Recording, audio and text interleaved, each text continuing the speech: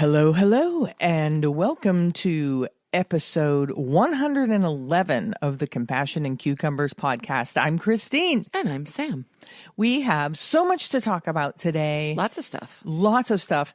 And interestingly, we are recording in the morning, which we never do. This is true.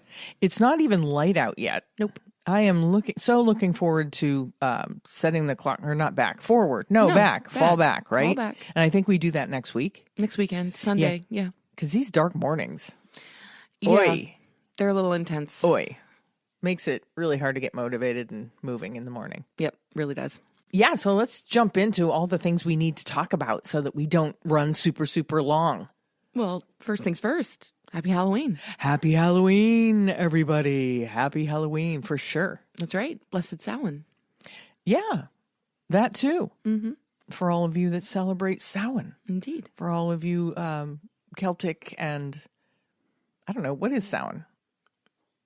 Well, Is it a Celtic holiday? Did it start as a Celtic holiday? Yes, it did, but it's just kind of widely recognized amongst the Wiccan and witch pagan communities. Yeah.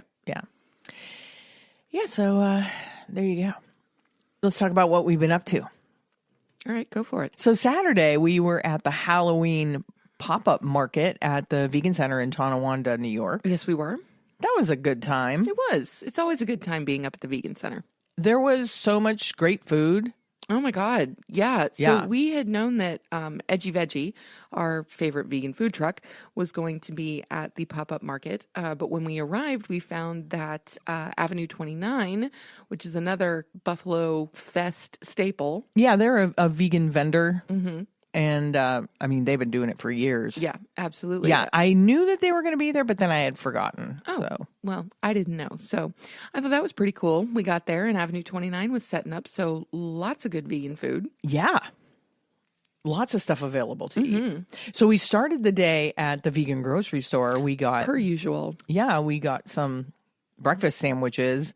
I got bacon, egg, and cheese on a biscuit. Did you get the same thing? Same thing. It was good. It was very good. Yeah.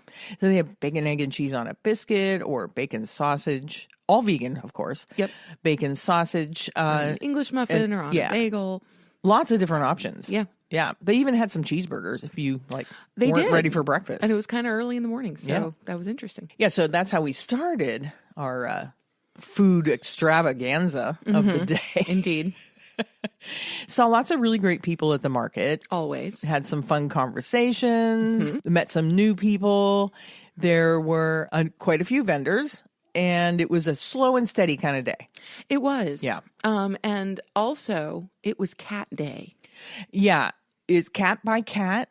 I believe it's cats by cat. Mm-hmm. They're a cat rescue organization, and they did actually adopt out 2 cats. Oh, that's awesome. So that's always good. Yes. Yeah. So they usually bring, I think they had 6. They had about a half dozen cats. Yeah. Adoptees, and they were all adorable. Oh my gosh. Yeah. And 2 of them got adopted. That's awesome. Yeah. So that's always successful. Absolutely. Yeah. And then so after the market, what did we do after the market? Well, we headed over to Good and Evil. Oh, yeah, we did. Yeah, we did. What'd you get at Good and Evil? This time, because, I'm on a quest to try as many different things on the Good and Evil menu as I possibly can. Right. I went with the Evil Hoagie. Yeah, and boy, did this thing look good. Oh my gosh. This was like a vegan cheesesteak kind of on crack. Yeah. For lack of a better term. Yeah, so it was this beautiful house-made protein. He uses a pea protein. Yeah, absolutely beautiful. Texture was great. Flavor was incredible. Banana peppers and onions and this cheese sauce. I think he calls it a Mornay cheese sauce. Yeah, was it the Mornay sauce? Yes. Yeah, his sauces, man, are ridiculous. They make it. They make his really sandwiches so different and delicious. Yeah, they really do. And I've often said that the messier a sandwich is, the better it is. Yeah. I honestly think this was the messiest sandwich I've ever had. It was like a napkin per bite. It really was. Yeah. Like, oh my gosh, sauce just spilling everywhere. And like, it was crazy. Yeah. I think I said that sandwich should come with a bib. Yeah. And then you said I should come with a bib. Well, meaning me, Yes. not Christine. Yes, I'm like half the time I need to come with a bib. So, I have threatened to give you a bib for have. Christmas. So Don't. For when we eat out. Don't. No, I know. It's a joke. But teasing. hey, I didn't spill anything. No, but yeah, wow. With an exceptionally messy sandwich, I didn't spill a thing. So it looked so good. It was very good. I would have taken a bite, but just the act of transferring that sandwich. I'm not sure it would have been possible. It would have been so difficult to do without making a complete mess of things. Oh, so it would have been a disaster. Yeah. So yeah. Yeah. And I didn't get a bite of your sandwich either. No, so. and I also got something that I've never had there. I got their fried chicken sandwich, which was very good. I got it hood dipped. Of course, because you love the hood dip. The hood dipped. It's like they put an extra coating on the outside, so it makes it extra crispy. Yeah. And the texture was fantastic. It was lettuce and tomato. It was, just your typical with cheese, lettuce, and tomato. It was perfect. I got some fries on the side, which we shared. I loved it. Yeah. Yeah, I'd get that again. Another successful meal at Good and Evil. Always. Yeah. Haven't had a bad one yet. And he gifted us a pie. He did. Yeah, it's a small pie. Walnut pie. Yeah. Which is a completely new experience for me. Yeah. Yeah, it's like a pecan pie, but he used walnuts. Instead. Yeah. Yeah. He's always cooking up new stuff over there. It really is. Always. So that was our Saturday. Wow, it was jam-packed. It was just vegan food from start to finish. It was. And then yesterday, we made our way back up to the Vegan Center for the first annual Vegan Mac and Cheese Cookoff. Okay, this was awesome.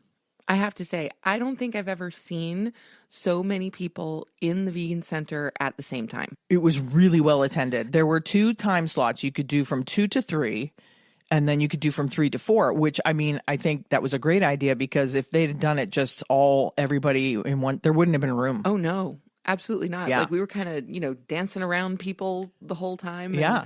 Trying to find space on which to write comments on our comment card and, kind of keep track of the 11 mac and cheeses. Yeah, I guess originally there were 12. Somebody had to drop out for some reason, but so there were 11.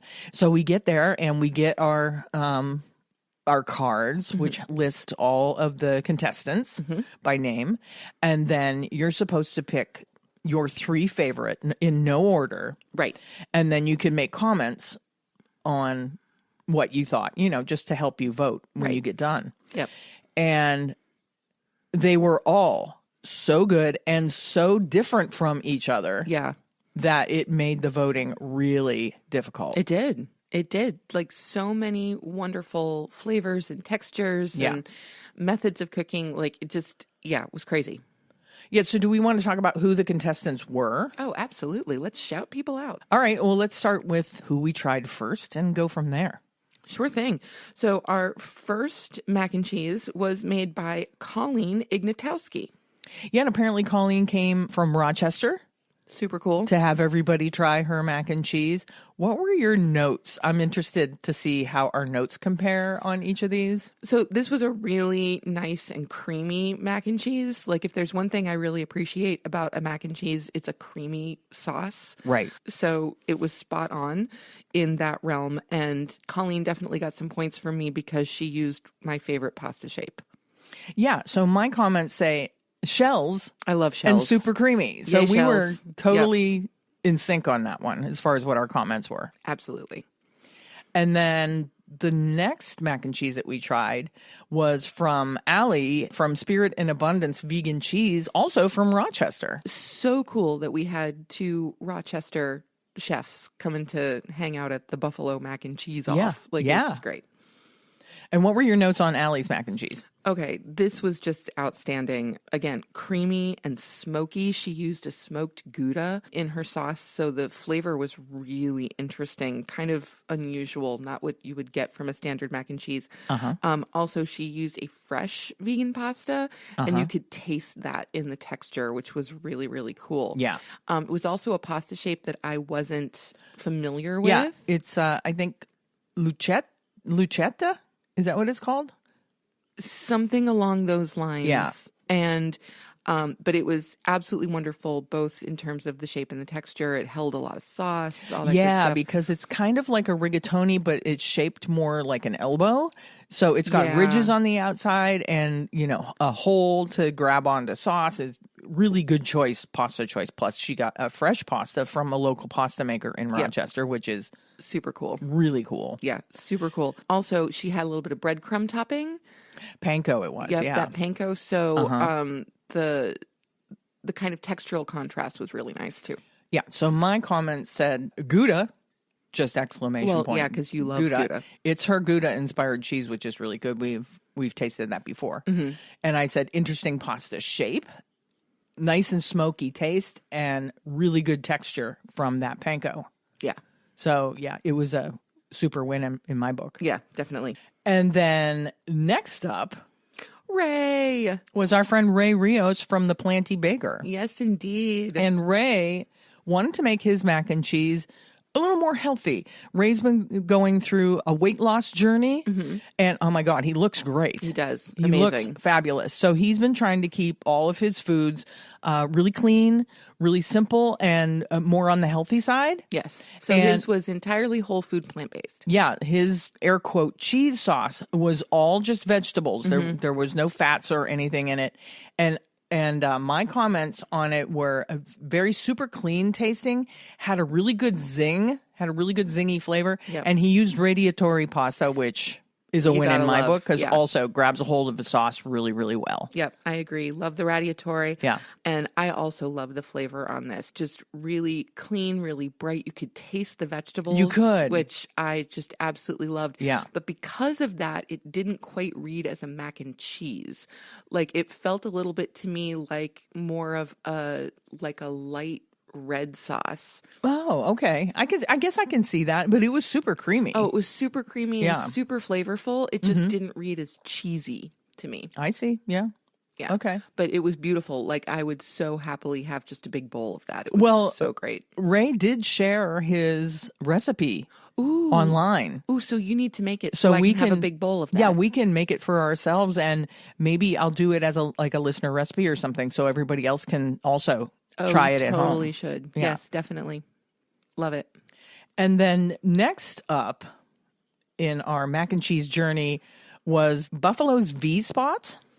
Natina. Yeah, we always loved Natina's food. Yes, we do. And what were your notes on Natina's mac and cheese? My first word was just amazing. It was rich and creamy, but still light. The pasta was perfectly textured. I loved that there was a little bit of heat in the sauce. Right. Just a touch of heat. And it definitely read as mac and cheese. This was, hers was definitely like a classic mac and cheese. What you think of when you think of mac and cheese. My notes on Buffalo's V-Spot's entry were, I love the texture of the pasta, and I think I talked about it when we were on our way home, that I love it when a mac and cheese, the pasta is just overcooked.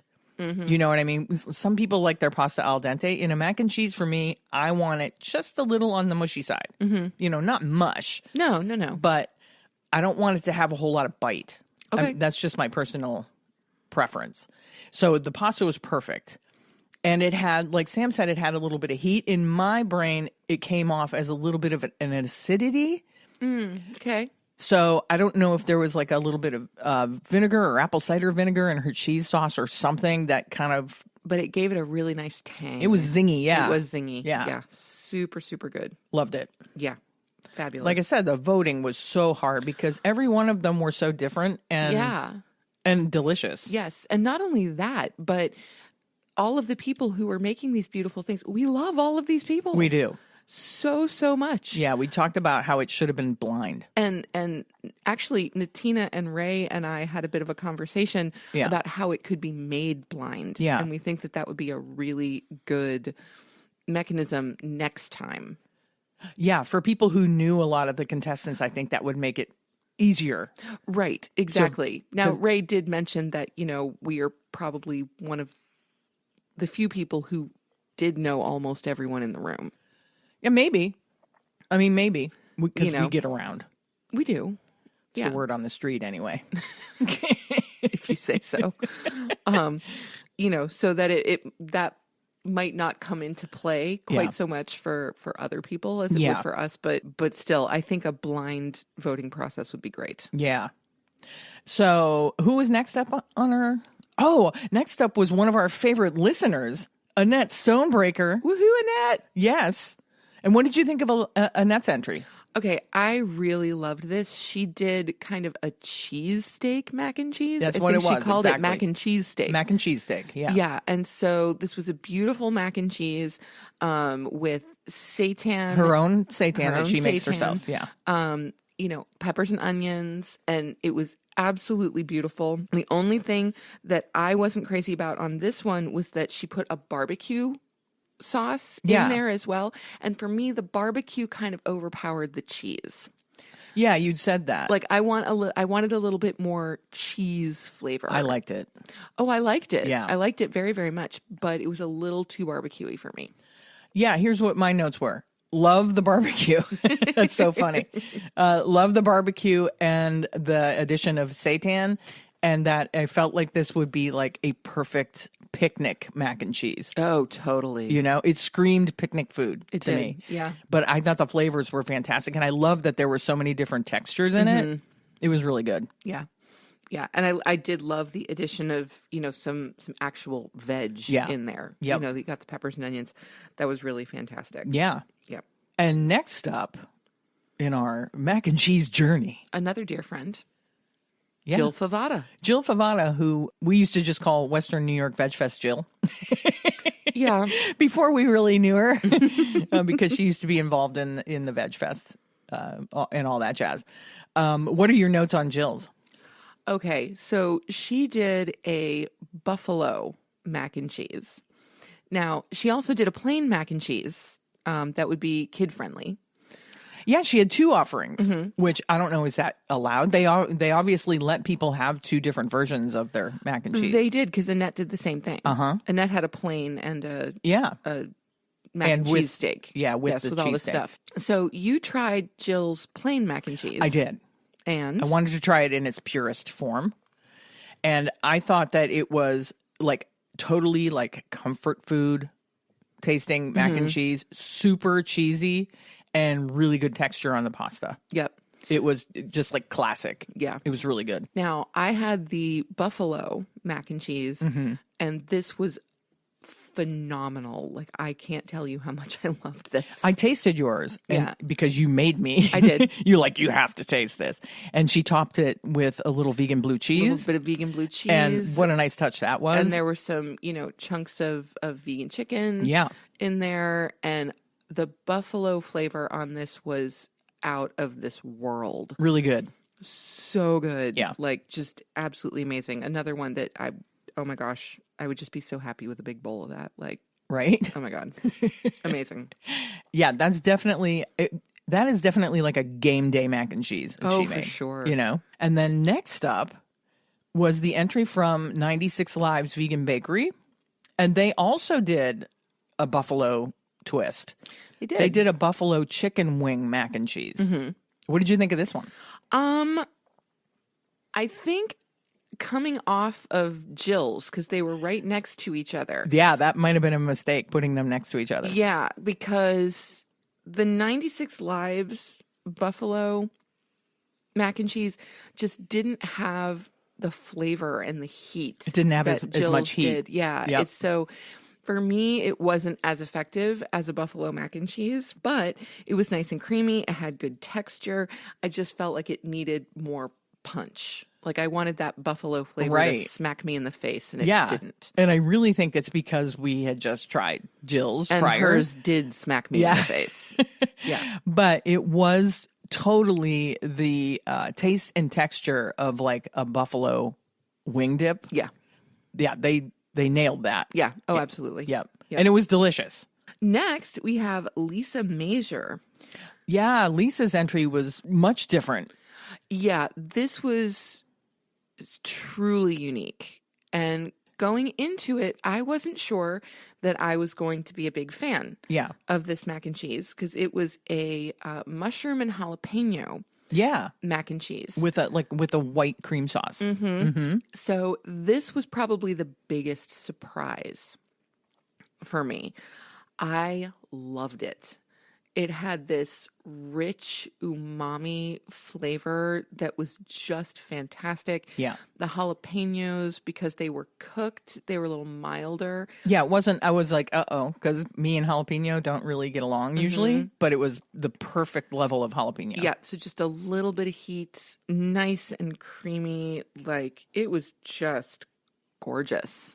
Yeah, I like this one a lot too. And like what Sam said in my notes, I said good spice, super umami. Like they really captured the flavor of the mushroom and lots of different textures because of the mushroom and the peppers being mixed in with the pasta. Yeah. Texturally, it was good. Yeah, so great. And then we came to Sydney Alston. And we're familiar with Sydney's food. Yes. We've had her food at a couple of Tastes of Vegan in Buffalo. And she always knocks it out of the park. She does. Her mac and cheese was a super nod to classic baked mac and cheese. Yes, it was. Yeah.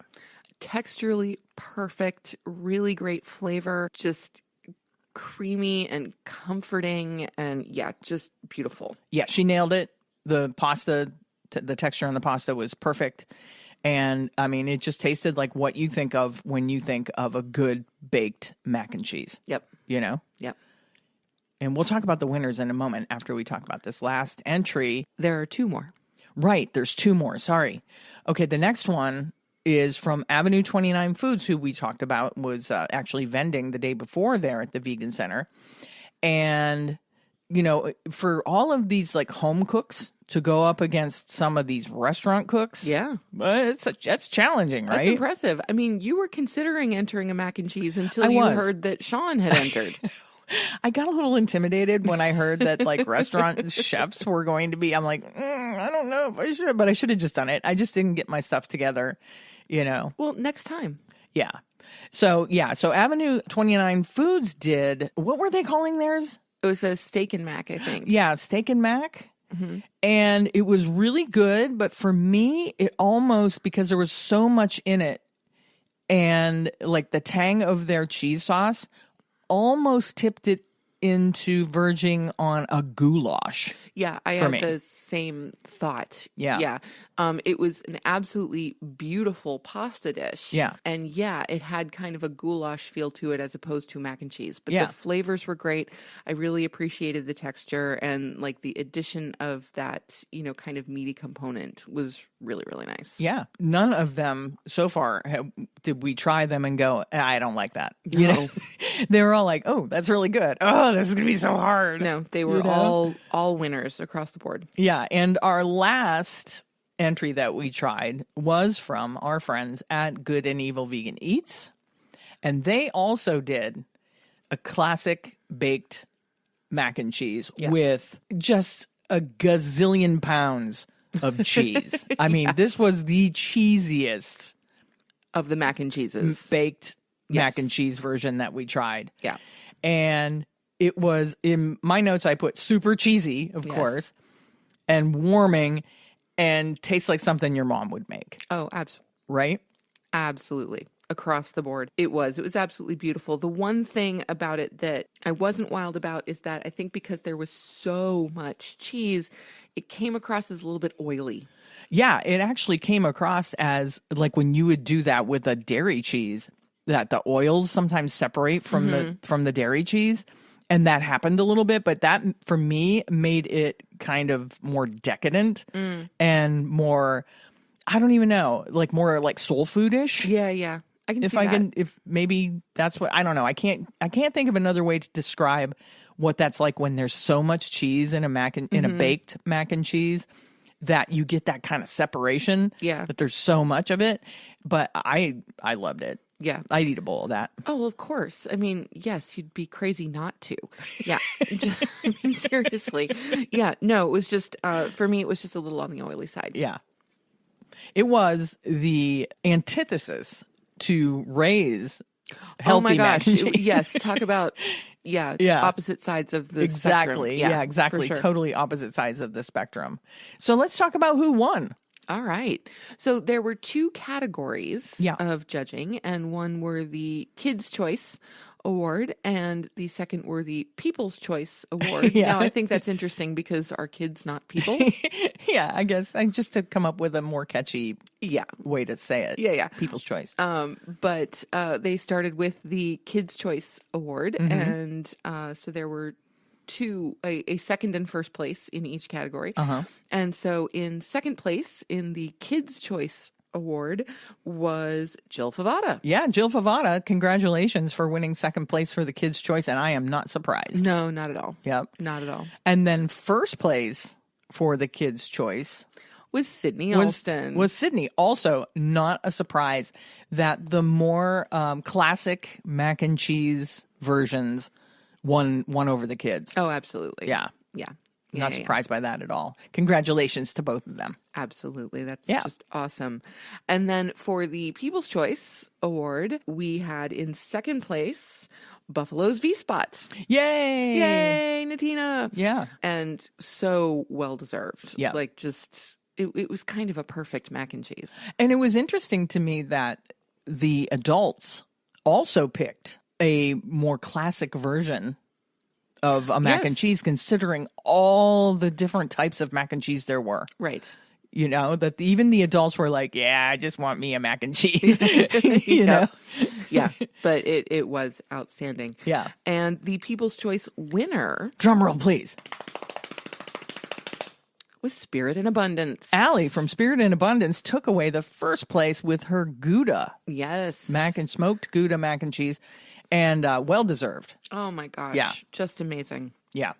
I'm really glad that somebody from out of the Buffalo area took the prize. That's kind of cool. And maybe that will encourage other either home chefs or restaurant chefs to be involved in next year's mac and cheese cook-off. And they can come from all over the region. Yeah, it'd be great. Yeah. And like Sam said, we've never seen that many people in the Vegan Center at one time. Right. So I'm sure a lot of those people had never even been there. Right. So it's good for them to see what Marcy's doing there. You know, she's got that great resource library and all the other cooking classes, and she has a full industrial, commercial kitchen there that people can use. And it's really great to, it was a great thing to bring in that many people into the center so they can see what's happening there. For sure. Yep. Yeah, congratulations to all the contestants. And thank you so much for letting us try all that mac and cheese. It was so good. And we didn't have to eat dinner. No, we did not. We most certainly did not. Yeah, I mean, you're only getting a tiny, 2-ounce cup. But when you do that, 11 times, it adds up. It does. Yes. It was good. Really good. We had a really good time. And I'm looking forward to next year's competition. You bet. We may even enter next year. Hey. So yeah, that's what we did over the weekend. And then let's see, where will we be? The next exciting place we will be is probably our most exciting place of the year. Is VegFest UK. At London Olympia National on November 18th and 19th. Yeah, London, baby. London, baby. We are counting down the days. We're counting down the days, and we look forward to telling everybody what we experienced there at VegFest UK. That should be a rocking good time. Mm-hmm. Yeah. Oh, we always want to remind people to follow your Etsy site, Cucumber Craftworks. Cool. I like to remind people to follow it. All right. I appreciate that. And also another reminder that Hoodies for the Homeless 716 is still collecting hoodies, gently used hoodies and warm clothing. And you can drop those things off if you're in the area at Wellness in the Village at 13219 Broadway in Alden, New York, or at State Farm Insurance at 209 Main Street in East Aurora, New York. We have a recipe. We do. All this food talk. I know, so much food this very week. food-heavy episode. But yeah, we have a recipe. So let's just jump into it. Here is this week's Vegan Cookbook Challenge recipe of the week.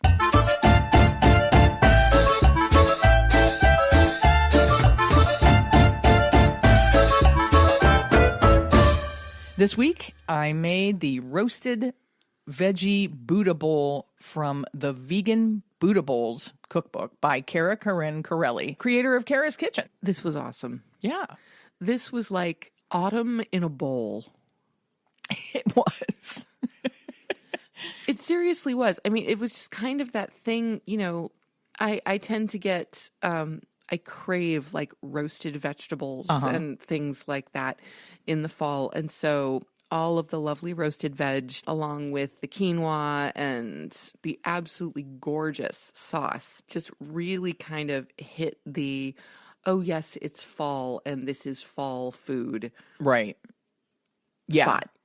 Yeah, absolutely. Oh, I wanted to make a correction because as I was saying her name, I had this thought in my head. That's not right. And I think that my autocorrect changed it. Her name is actually Cara Carin Cifelli. And the reason why I remember that is because I grew up with kids by the name of Cifelli. Oh, cool. So I'm like, why did I say Corelli? That's not her last name. Yeah. No, it's Cifelli. Yeah, of Cara's Kitchen. Okay, cool. Yeah, I thought this was a really great fall recipe. Roasted veg and awesome. Quinoa, and there's a nice dressing that you toss in there with it. Yep. And it's kind of and simple because you do just like a tray bake for the vegetables, and I love that. And the most time that you spend on this recipe is chopping of vegetables. Sure. Once you get them on the tray and in the oven, half of your job is done. So, Bob's your uncle? Bob's your uncle. That's right. Thanks, Uncle Bob. Yeah, so we'll probably make that recipe again. Oh, I certainly hope so. Oh, before we move on, I wanted to tell you that you can get the cookbook, Vegan Bootables, from the link in our show notes. Now we can move on to our Noteworthy segment. In our Noteworthy segment this week, we have Kindness Ranch Animal Sanctuary transforms the lives of animals previously used in laboratory research. Yeah, I happened to, found this article about Kindness Ranch Animal Sanctuary, and I thought it was just worth giving them a little shout out because you don't often see animal sanctuaries that have a focus on animals that come from the animal testing industry. This is coming from Wyoming News Now. So located in the tiny town of Hartville is the Kindness Ranch Animal Sanctuary. Spread out over 1,200 acres of rolling hills, Kindness Ranch is home to hundreds of animals rescued from laboratory facilities. The sanctuary is the only facility of its kind in the country to take in animals previously used for clinical testing and research. Kindness Ranch has taken animals in from facilities from coast to coast, and now their mission is going global. Over the summer, John Raymer, the executive director of the ranch, was approached by a different rescue about a number of dogs in China who were sold into the meat trade after being used for research. It took a lot of collaboration and resources to get these dogs across the world, but Kindness Ranch made it happen. Raymer says, it's so cost prohibitive to bring animals from China to the States that a lot of facilities just can't do it. We were fortunate enough to be in the position that we rescued 4 for a total cost of around $30,000. Just recently, we heard about 2 more that need to come home. Raymer will soon travel to Los Angeles to pick up 2 more beagles being brought in from China. Through rehabilitation and compassion, dogs, cats, and rabbits are able to find forever homes with loving families. The livestock here live out the rest of their lives on the ranch with the freedom to roam and an opportunity to finally live in peace. The Kindness Ranch Animal Sanctuary is always looking for volunteers, adopters, and other supporters.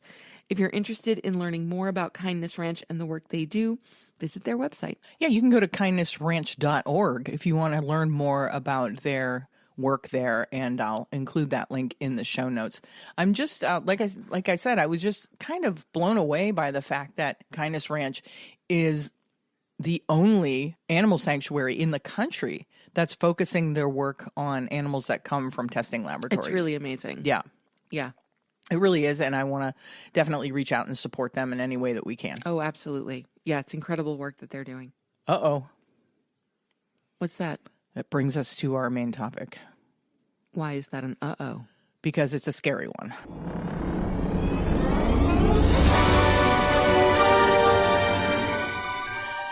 Is it now? Yeah. Hold on to your hats. Hide the children. No, you don't really need to hide the children. We're going to be talking about vegan horror stories. Dun, dun, dun. Okay. I'm sure many of you have your own vegan horror stories. And these are just stories where the fact that you were vegan caused a little bit of trouble in your life. Okay, this first vegan horror story comes from Jay Casca on Reddit.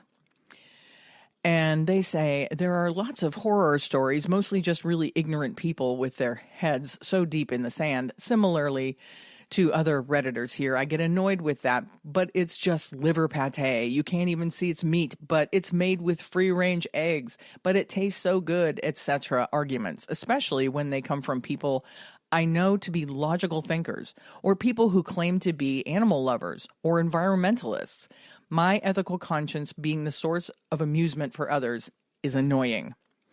My worst was when a few of my friends from easily 10 years back decided to defriend me, literally, like in high school. It only lasted a few days, and they quickly realized that getting me out of their lives doesn't achieve anything. The truth is still the truth, and also that the only reason I ever spoke about veganism was in response to the dumbest questions and jokes from them. There are so many good stories, though. The time I emailed all the large chain stores and actually got phone calls back from genuinely interested people in response to labeling and new products, etc. The countless restaurants that I have been to where the waiter actually doesn't know what vegan is and brings a deliciously vegan meal along. The times we have set meals, weddings, conferences, etc., and people are actually jealous of the specially prepared meal that looks tastier and way better than their mass-produced meat, gravy, and rice. Every time I find a new vegan product, every time I meet someone who then becomes genuinely interested and makes even some changes into their lifestyle, every time I realize just how healthy, mentally and physically, I feel being vegan.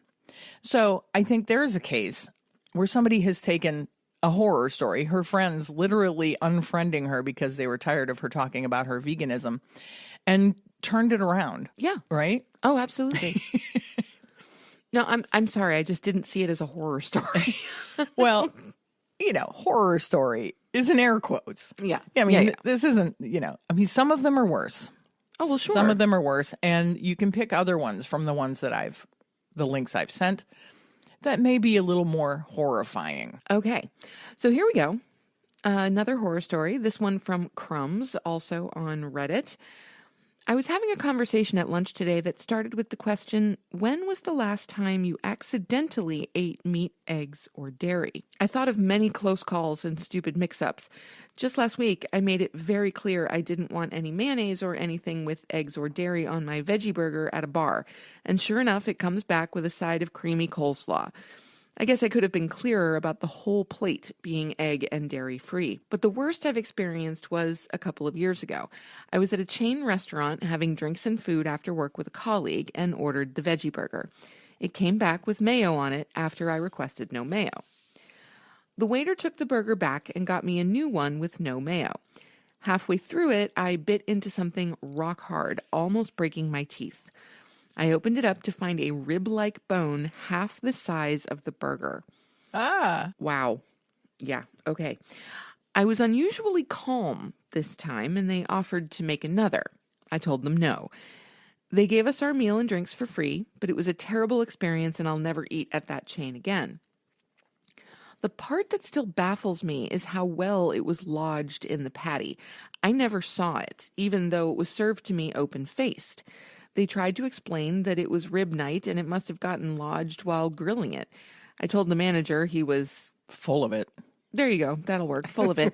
And there's no way a bone can lodge itself in a soft soya patty and go unnoticed while cooking. Yeah, I would almost venture to guess that somebody in the kitchen thought it would be funny to stick an animal bone in this guy's vegan burger. I really don't want to think that that's the case. You don't want to, but that's what he's thinking. Yeah, it does seem that that's what he's thinking. Yeah.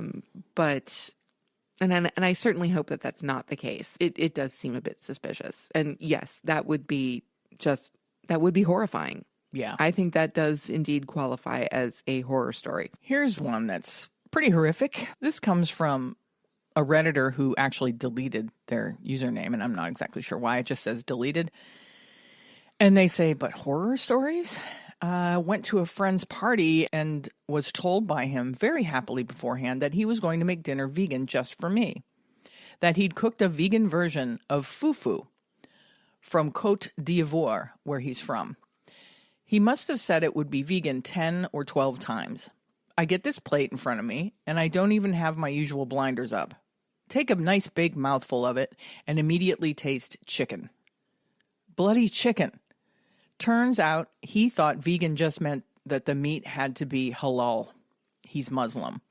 He still couldn't understand why anyone would actually not eat meat until he'd been in the country for a few more months.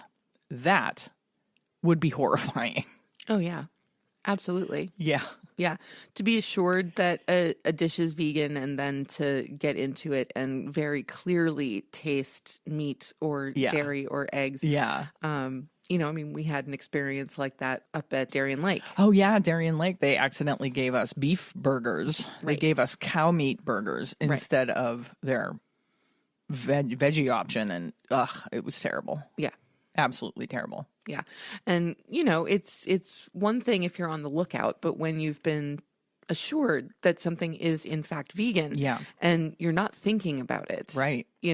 To kind of have that, oh dear God, there's an animal in here. Yeah. And I'm always a little skeptical when I go to, either a fast food restaurant or a chain restaurant and you order like what's supposed to be an Impossible or Beyond or even just a veggie burger. I'm always a little bit skeptical. I always inspect it a little bit, but after that experience, I am always super skeptical. Somebody will give us an Impossible burger and I'm always the first few bites. Is this really an Impossible burger? Right. Because Impossible and Beyond have come really close to mimicking the taste of animal flesh, and especially the restaurant versions, because they're treated a little differently. They sometimes have like a char flavor that they put on them. And so, that experience has definitely left me more skeptical when we're eating out at a restaurant that's mainly serving animal products. Here's kind of a fun thread, also from Reddit. This person started a thread called Tell Me Your Vegan Horror Story in 2 Words. And so here are some of the entries because they're interesting. Milk powder. Mm-hmm. There's salad. That to me is not a horror story. I love salad. That's fine. There's salad? Great. No dressing. Tofu shortage. Oh. That would be a horror story. But lions. That's a good one. But lions. People say, yes. but lions eat. Cheese, though. Well, that's not a horror story. That's just a standard response. Yeah. This person says dairy industry. Well, yeah. Good response. Humane slaughter. No such thing. Company dinner. Yeah. Well, that's a horror story, vegan or not. Yeah. Vegetarian friendly. This person says unsoaked beans. That's funny. Yeah. This one, this person posts the typical bacon.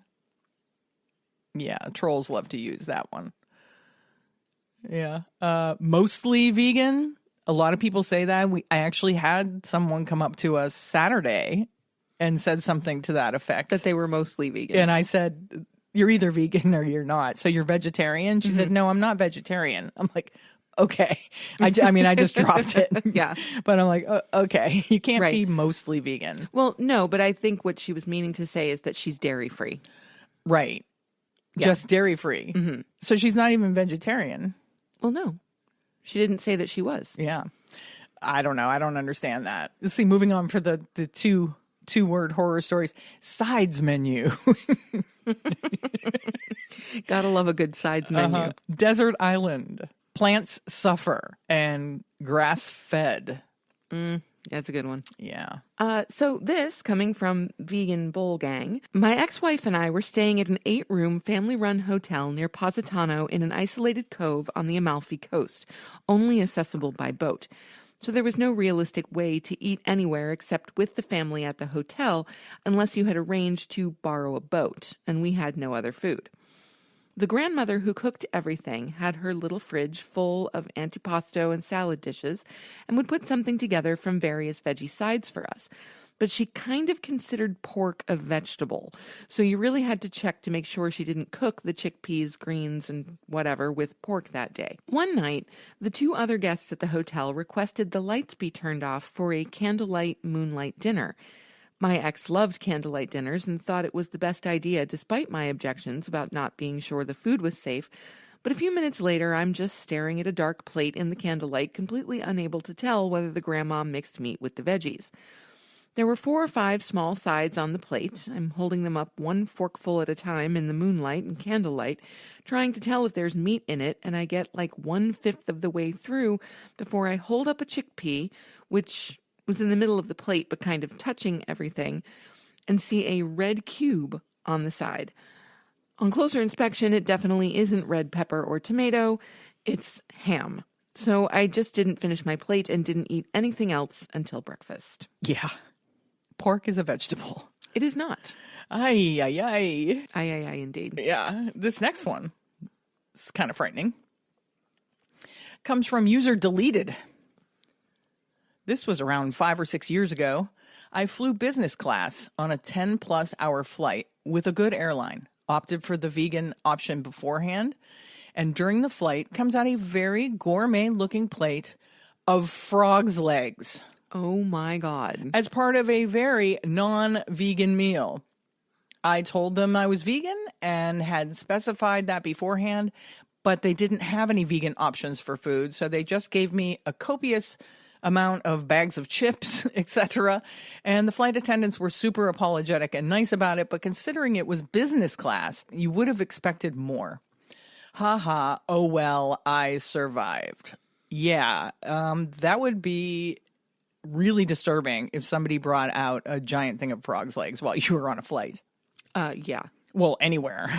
Well, no, that's just absolutely hideous. And again, in business class, do you know how much a business class airline ticket costs? For a 10-plus hour flight, I'm sure that was very expensive. Yes. And so, yes, you would expect more. We fly coach. And even though whenever I'm reserving the seats, I make sure that if there is a spot where you can note dietary restrictions, I make sure to put that we are vegan. Chances are you're not going to get a vegan meal. Right. You kind of have to be prepared for that. Yeah. It's a good idea when boarding a long flight as a vegan to have some snacks in your carry-on bag. Eat beforehand. Mm-hmm. Yep, exactly. Yep. And I honestly feel like, because I've heard so many horror stories like this of people on flights where they've chosen a vegan option and then don't get a vegan option, or the vegan option is hideous. Just give us a big red sticker to put on our shirt or whatever that says vegan. So when the flight attendants are coming around and passing out food, because, it's not on them. It's probably not on them. They have a list. They're following the list. So that they don't feel incredibly embarrassed and have to be apologetic. They can come up, they can see you're sitting there. You have a giant red sticker on your shirt that says, I'm vegan. Right. So they don't pass you a plate of frog's legs. Exactly. Yeah. I almost feel like that should be, when you get to the boarding gate, they should just slap it on you. Oh, you're the vegan. Slap it on there, All right, let's just do one more. Let's do one more vegan horror stories. And then I want you out there to send us any vegan horror stories that you have so we can pocket them for next year's Halloween episode. One time, I was lunching at a local restaurant and ordered the vegetarian soup. When it was served, I noticed something that looked a lot like meat floating around in my soup, so I asked the waiter. Turns out this was chicken in my vegetarian soup, but no worries, because the waiter told me chicken isn't really meat because it's a bird. Seriously? Oh, waiter, please. Really? Yeah, Yeah, and we'll just end this with something that's not really a horror story, but something I found kind of funny. This was a Twitter post that someone who's, maybe not familiar with vegan foods, but they said one time a vegan friend of mine ordered a veggie dog listed as such on the menu at a restaurant, and no joke, they brought out a cooked carrot and a hot dog bun. This person obviously has never heard of the carrot dogs, and there are some really good ones. The Eden Cafe in Batavia has like a whole menu of carrot dogs. Mm-hmm. But I just thought that was so funny. He's like, no joke, they brought out a cooked carrot on a hot dog bun. Yeah, the context on that is pretty funny. Send us your vegan horror stories if you have any so we can bank those. I would love to hear. I don't love it that you have vegan horror stories, but we'd love to hear your vegan horror stories so we can share them and maybe have a little bit of fun with some things that have disturbed us along the way in our vegan journey. Indeed. Hey, that brings us to our new segment that we're doing. It's called How to Become Vegan. Today's helpful suggestion for becoming vegan is to make adjustments to your life at your own pace. It is important to make adjustments to your life at your own pace. Each step that you take towards veganism is a step in the right direction. Each person lives out their veganism differently, so find what works for you. Although veganism is often seen as just a fad, many vegans are in it for the long haul, for health benefits, animal protection, and conservation. Yeah, I know we need to give people a little bit of grace when they're first going vegan, right? Oh gosh, yes, absolutely. So you have to start at your own pace. And then hopefully you will be totally vegan. Find your why. Our why is, we're in it for the animals. That's our why. So you'll find your why, and it'll become easier and easier and easier as you remind yourself of the reasons why you're doing it. That's right. So that's right. But do it at your own pace. Do it at your own pace and give yourself a little bit of grace too. Yeah. There will be slip-ups. You will accidentally buy a loaf of bread that has honey in it. Right. You will accidentally consume something at a restaurant that has a little bit of dairy in it. Right. Like it will happen, and it's okay. It's fine. Yeah, you need to forgive yourself and move on. Absolutely. Yeah. Yep. It's time for our favorite segment of the show. It's listener shout-out time. Just want to give a shout-out to all my fans watching. I love you guys. I love you. This week's listener shout-out goes to Chris Kagan. Chris is a vegan, an artist, a fitness buff, animal lover, mother, and a member of our Patreon community. Thank you so much for listening, Chris, and for all of your support for what we do. Definitely. Thank you for listening, Chris. And contact us with your t-shirt size and address so that we can send you a Compassion and Cucumbers swag bag to thank you for all your support and for being such a just genuinely super person. You can send that information to us at compassionandcucumbers@gmail.com, or you can simply DM us on Instagram or private message us on Facebook. The choice is up to you. And now we have our vegan org of the week. This week we are highlighting We the Free, otherwise known as WTF. I love that. I love too. that they're WTF because it's a huge conversation starter. When we actually met someone within the WTF organization when we were in Washington, D.C. last year, Sasha, and that their shirt, the WTF, it's a huge conversation starter. Yeah, it's great. Really great. So We the Free is a global community focused on defending animals through street and online advocacy. They focus on positive and inclusive community building alongside data and analytics to effectively expose violence against animals and cultivate a vegan world. WTF is involved in many boots-on-the-ground campaigns. Their movie challenge is particularly effective. Members of the public are challenged to watch a 3 to 5 minute movie with a twist. The movie is a supercut of an animal rights documentary showcasing some of the worst legal and standard practices in animal agriculture, usually in return for an incentive of some kind, such as a cookie, cupcake, or donut. Yeah, so they set up out on the street. They have tables and televisions, and their signage is not overtly vegan, not overtly animal rights. It just says, watch 3 minutes of this horror movie, win a donut. Yeah. Watch 3 to 5 minutes of this horror movie, and if you can get through it, you win a donut. Right. I think that is an amazing idea. It's fantastic. Yeah.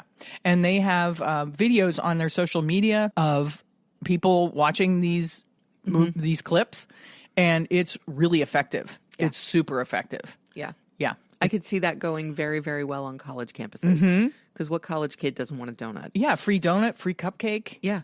Yeah. Easy. Super easy. Yeah. And if you want to learn more about their mission or get involved in what they do, you can go to www.activism.wtf. You did the W's. I know, just for you. Because, not everybody's aware that there's a World Wide Web. Hey, now.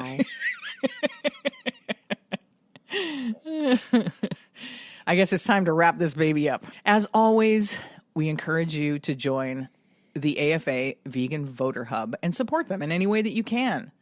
The Agriculture Fairness Alliance is in D.C. on the ground lobbying on our behalf so our vegan voices are heard. If you want to be included in that conversation, join the Vegan Voter Hub.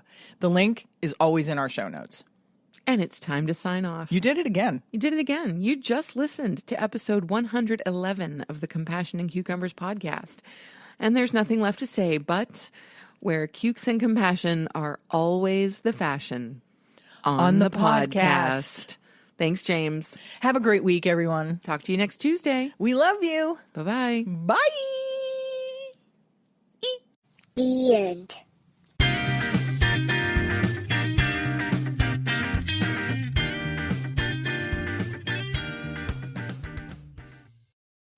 If you'd like to support the Compassion and Cucumbers podcast, well, you can do that by hopping on over to our Patreon page and becoming a patron. We have all the recipes from our vegan kitchen series up there, and we'll be adding some patron-only episodes in the near future.